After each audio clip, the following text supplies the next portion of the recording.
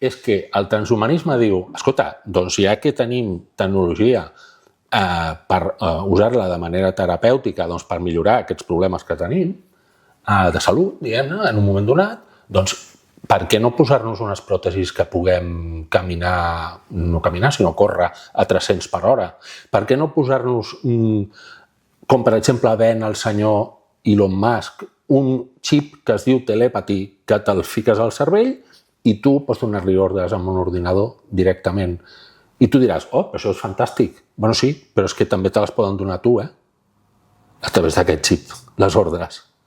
És que és molt tènue la línia que separa el que seria el millorament terapèutic del que ells en diuen, els transhumanistes, millorament de l'espècie.